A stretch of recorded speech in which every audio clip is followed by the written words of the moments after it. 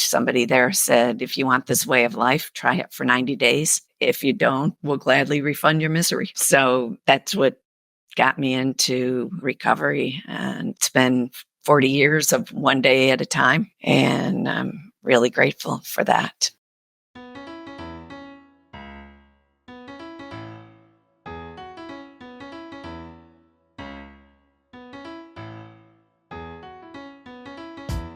"83% of Americans identify as not very happy, which can hold you back and negatively affect your relationships and your business. On this podcast, we discuss the proven steps to happiness so you can restore balance and rekindle your joy."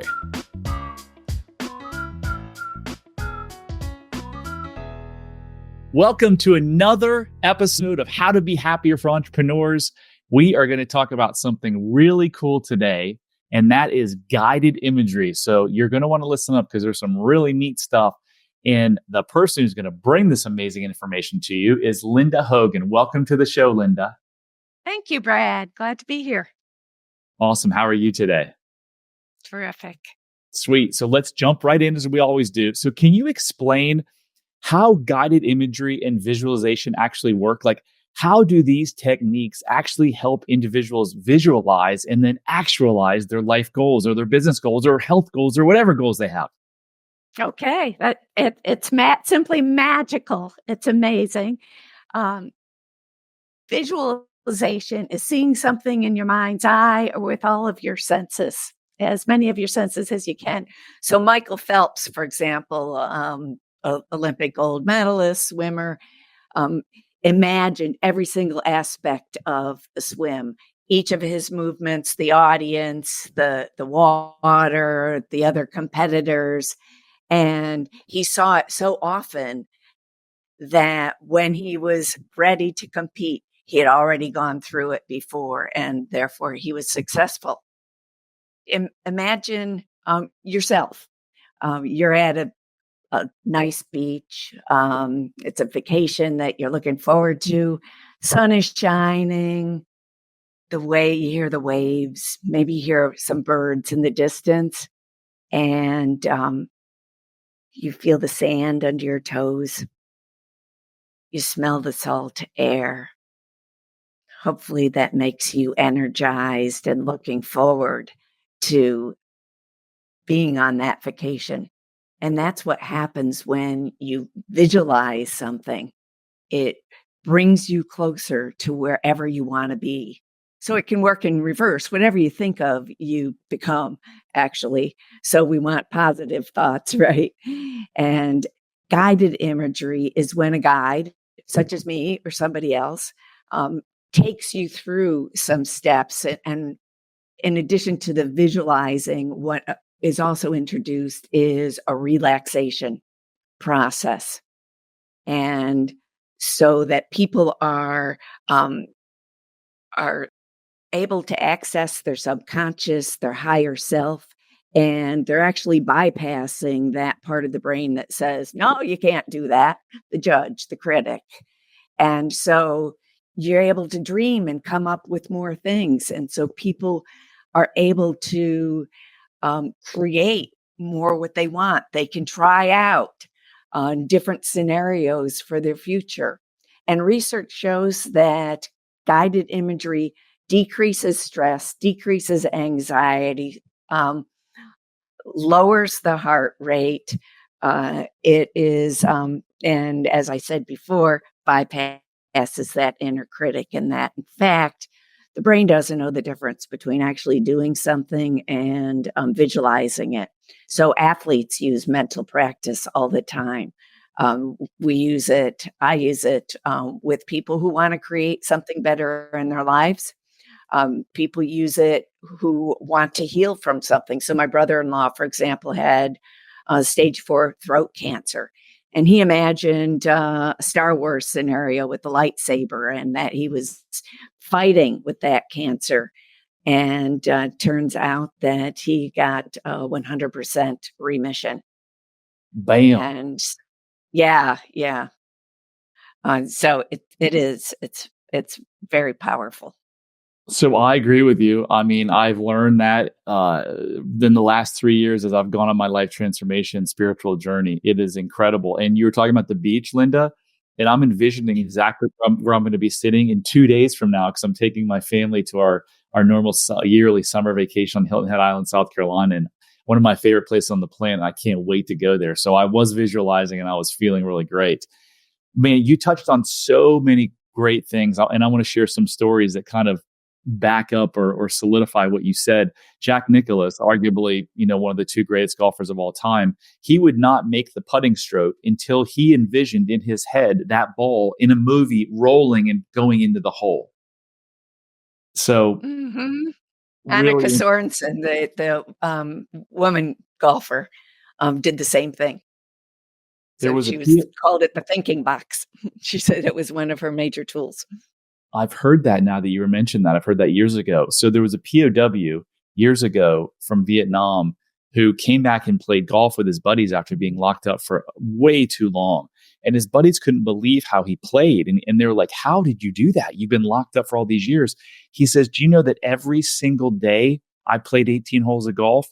And he says, this is how I did it. I would visualize every single thing. I would make my cup of coffee at my house in the morning. I'd get in the car, I'd take my shower, get in the car, I'd drive there. I'd open the trunk, I'd pull out the bags, I'd clean my clubs, every single shot. And that's a testament to, I know some people are going to find this hard to believe, but you're 100% right. Your brain doesn't know the difference between doing it and not doing it. Like they've actually had people increase their muscle mass by just thinking about lifting weights. It's incredible. That's true. Yeah. And I have that story about the golfer in my book. It's powerful testimony to the power of visualization. The story that I just told about the POW. Yes. Yes. Oh my gosh. I heard that story like 20 years ago. More than that. Yeah. I love that story. Oh Yeah. my He God. said, I've been golfing every single day and feeling the wind and what direction it's going. I Yeah. wonder if I Yeah. wonder if he played on the rainy days too. Probably. So at Limitless You, Yvonne and I use hypnosis a lot to heal people. The stuff that you're saying, Linda, sounds a lot like hypnosis. Is it like the relaxation and the meditation and all that combined? How is it different? Well, actually, people are hypnotizing themselves. Um, so when we're often hypnotized, if we're in a shopping mall and kind of dazed, we're hypnotized. So it's very similar. Yeah, I And thought so so. that's where I guide people in becoming more and more relaxed. I have them go down a series of steps, and that helps people to relax and be able to see more clearly where it is, what it is that they want to create in their life.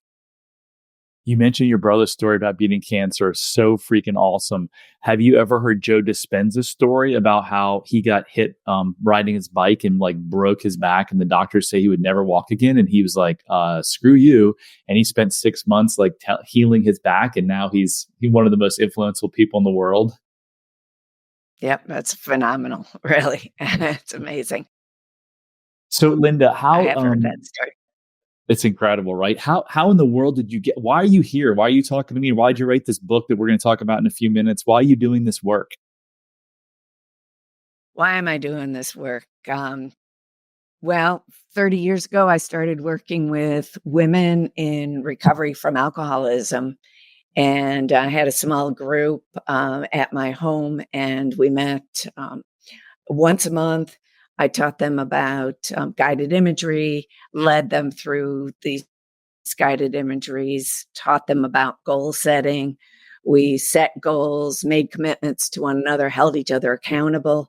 And the things that happened in people's lives were phenomenal. Liza had just moved to the area, and she was a single mom of an 8-year-old going back to college. And she didn't have any dreams initially, but then she remembered that when she was little, she loved to create little booklets and staple the pages together, write little stories. And she had posters showing a dog holding a pen. And she wanted to write a book. And she went on to publish 3 children's books. She visualized walking into a bookstore and seeing her books lined up on the shelf. And you can find them in a bookstore today. Wow. So that's one example. So the things that happened to people were just amazing. And I had to write this stuff down. And so I followed these women over the years. We're still close friends, in fact, and that they continue to grow and to learn and to visualize. And so that's how I started, and I've been doing that ever since. And I love it. I feel like it's what God wants me to do.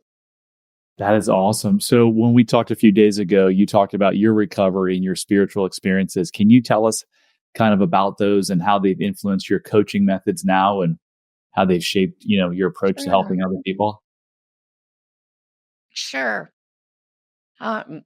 When I was very young, my parents told me that I had died, that I had had a very high temperature and was having seizures, and they were rushing me to the hospital. And my mom says my heart stopped beating just as they arrived at the hospital, and I stopped breathing. And so I always grew up being told I was a miracle. And I always wanted to help people.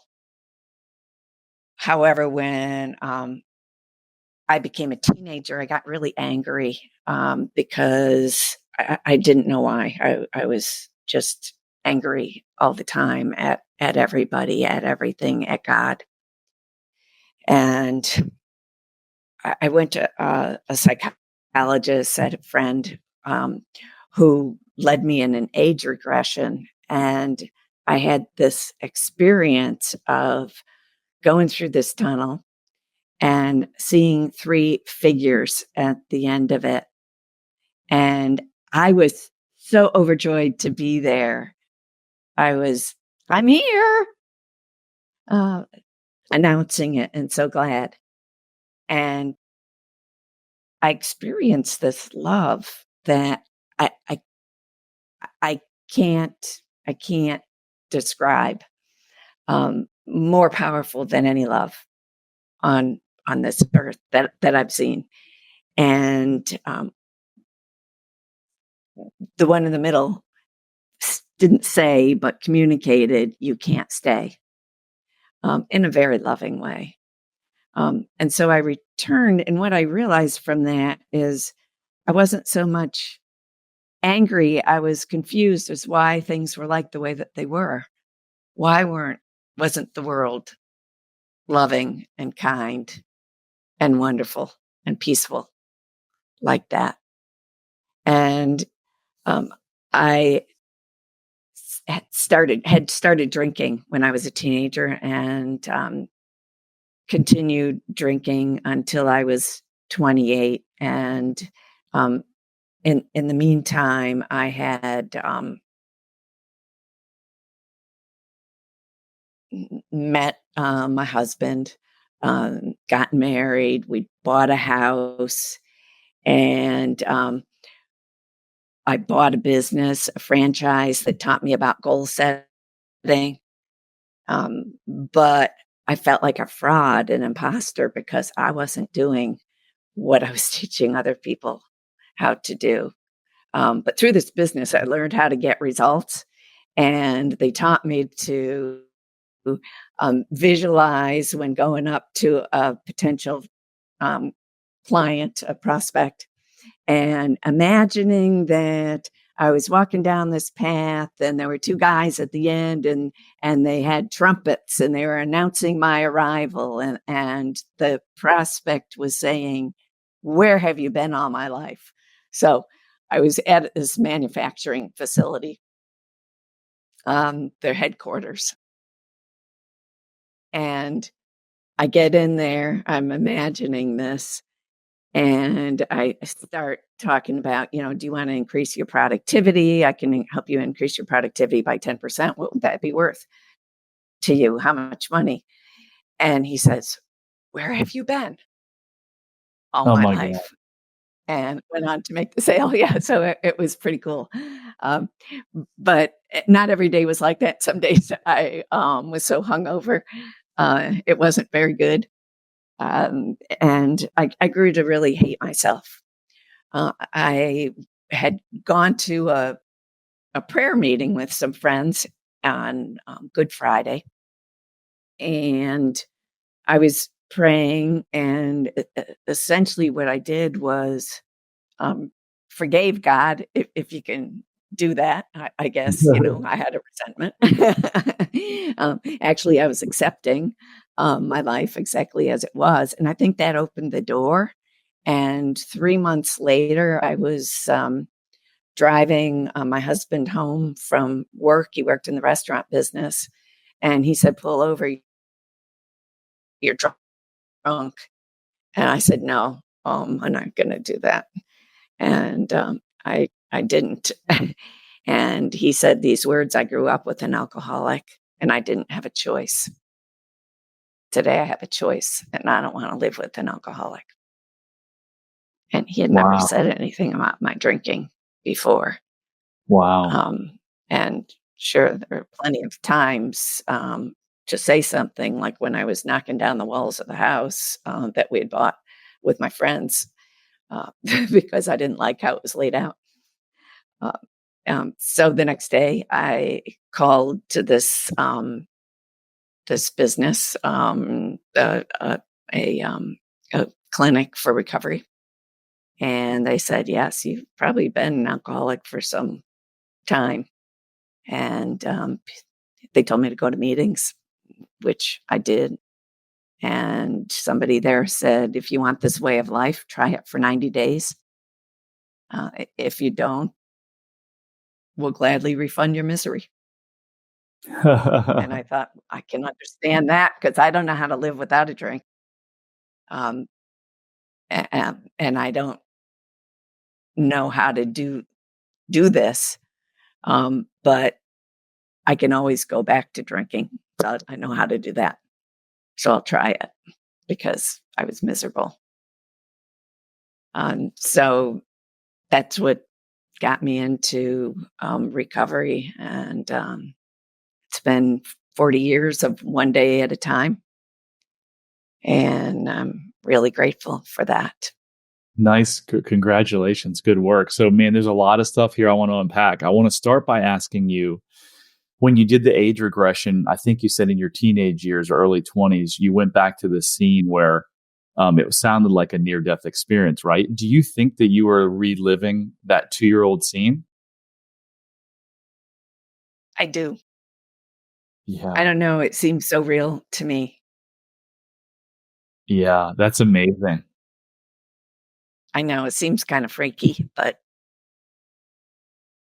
it seemed real, Well, what you and it explained, made sense to me. yeah, what you explained, Linda, is what I've often heard with these near death experiences where people feel this light and this love, and a lot of them don't want to go back. And they're like, no, you got to go back. And then they go back. So, um, interesting, really fascinating stuff. So, you said at one point, why wasn't life the way it should be, loving and caring? Where in the world, where in your universe and world did you see that, where the world wasn't loving and caring as a child? That's a very good question. Well, I grew up in a house with 6 children, so it was always really noisy, and everybody was always fighting, and, the the neighbors were always trying to be one better than the other, and even in church, they were saying things that I didn't really believe were very loving, or kind. Uh, so, world events. Um, Yeah. uh, I was 8 when John F. Kennedy got shot. So, and then shortly after, right, Martin Luther King, Robert Kennedy. Mm. It was Vietnam, and there was a lot. There was the women's movement. There's a lot of agitation, conflict, and not peace and love. Yeah, for sure. When you said everyone was fighting, did that include your parents? No, they did not. Just through sometimes um, they did, but not very often. Yeah. What was your connection like with your parents? Well, I've worked on this a lot. I felt really close to my mom. Um, I felt kind of ignored from my dad. It was like I've always had this image of him mowing the lawn, and I'm standing in front of him going like this, here I am, here I am. There's a lot going on. He was working. My mom was stay-at-home mom, um, 6 kids, you know. He said later, they used to, when we all went to bed, they would sit there and cry. Oh, wow. Yeah, I studied under a guy named Dr. Gabor Mate. I'm not sure if you've heard of him, but he's been a physician for 40 years. And he says kids only misbehave and act out for one reason only. And I'm thinking about your anger in your teenage years. And he's like, that's because they lack a connection with an adult. They lack a connection with a parent. It sounds like in your case, that father, ignoring you, of course, what's a kid going to say when his father ignores him? Well, why is he ignoring me? It's not his fault. He's my hero. He's my dad. We always put that on ourselves. And yeah, this feeling of we're not enough. Right. But it's never us. It's Mhm. always our parents. And it's not even their fault. They're doing the absolute best they can do given what they've got. Right. They are doing the best they can. Hmm. Yeah. So Yeah. it's Yeah. interesting. But that feeling, I'm not enough. I don't have enough. I don't do enough, was certainly true for me. And it's true for a lot of the people that I work with. Yeah. And I know you said you primarily work with women, some of them recovering from addiction and others nearing retirement. How do you tailor your visualization techniques to meet these like diverse needs of these different clients? It's basically the same process um, that I've used for a lot of years. I went to school for social work, and the first thing they taught us is start where the client is. And so I do find out and work with people to set their own goals for what they want to accomplish. Where do they want to go? Where are they currently um, there? And then work with them. I do a lot of work in group settings because I believe that there's a real power in the group of people supporting one another. And so I take them through the process of dreaming and encourage people to write down 100 dreams uh, for what they want in their life, who they want to become, where they want to go, and to write it down. And then to set goals, assess where they're at in all areas of their life. And then in leading them through guided imageries. So here it can vary by the needs of the group. So typically um, with most people, I'm going to lead them in a process to envision themselves 5-10 years from now. I usually leave the amount of time up to the people because, like me, I'm really excited about thinking about 10, 20, 30 years from now. But other people are totally intimidated by it. So I got to back off and say, okay, look at 3 years and see where you want to go. And I also work with companies and lead them through a process of creating a vision for how they want to interact with one another, where they want to become. And so with that, I would tailor it very much to the company and where they're at and where they want to go and the people there. Did that answer your question? It did, yeah. So you mentioned the group setting, and we have, as part of our 5 or 10 week program, we have individual, but we layer in a hybrid version. We have a group coaching. Every week we do a group mastermind. We just added another one, so we do twice a week. And I got to say, Linda, I underestimated the power of the group. Like the group now, so many people show up every week and they're like, I wouldn't miss this. One guy who's been like the OG even will come on like vacation because he's just like, I love being around people who are going in the same direction. It's really, really, it's really powerful to be healing with others in a group. Mm-hmm. It is very powerful, and people support one another, and people challenge one another. So you think you want this, how about this? Why not? Why are you going for something that's just a small increment when you could have complete health, or you could have abundance in other ways? Yeah, I love it. So tell us about your book. Okay.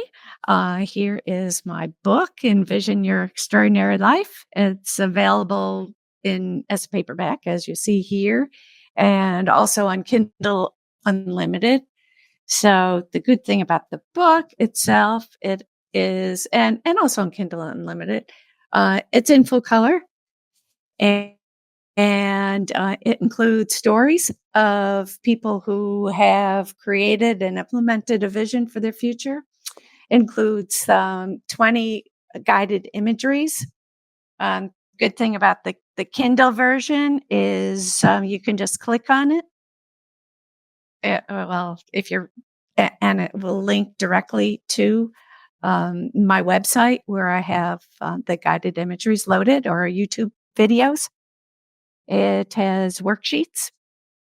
Takes people through a process called the transformational arc.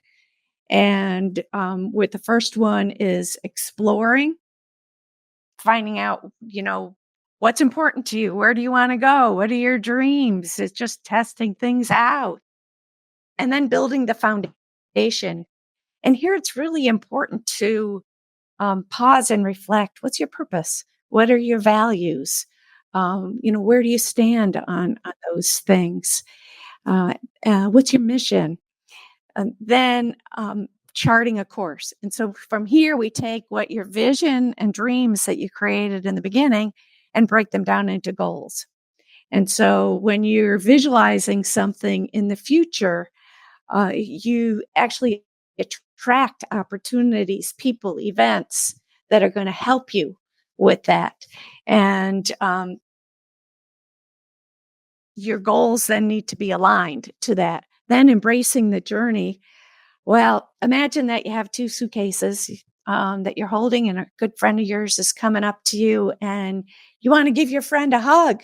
But on the one hand, you have all your past hurts and resentments and family issues and whatever, that stuff from the past that you're guilty of, ashamed of, mad at. And it's so heavy. And you need to let that go. So there's a process of letting that go. And then on the other hand, you have your fears of the future, your worries, your anxieties. And so we need to let those beliefs go as well. And then mastering your life gets more into really improving your health, fitness, so on, and then breaking through to success. And so it takes you through a guided process of creating the life that you want. That's pretty awesome. So who is the perfect person to get this book? Well, from the reviews, um, People say all teenagers should read this book. People say anybody who's making a transition in their life should read this book. I have reviews from men and women. Women, particularly women who are between 35 and 82, like this book. Beautiful. It sounds like an amazing resource and guide. Where can people find it, Linda? Amazon.com. And where, if people want to Or reach out? Amazon, whatever country you're in. Yeah. And if people want to reach out to They you, want to envisionyourlife.coach. And there you'll find all the videos, or audios rather, of the guided imageries, a lot of resources like goal sheets, dream lists, some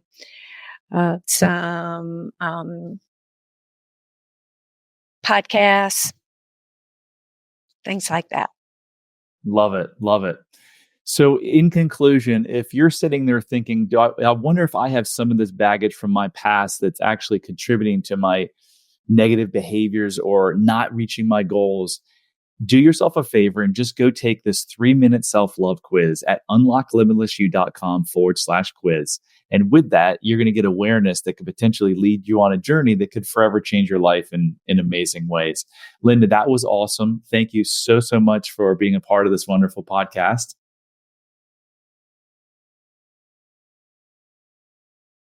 Thank you, Brad. Great to be here.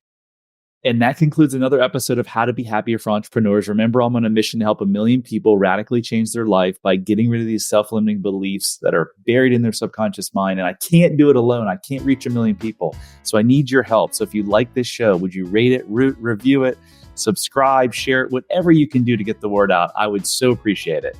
Until next time, love heals all. Hit subscribe if you don't want to miss out on more life-changing content. And if you're struggling, you don't have to. Go to bradchandler.com/contact. There, you can join the Facebook community of like-minded entrepreneurs, and you'll see a button to schedule your freedom and happiness call. See you on the next episode.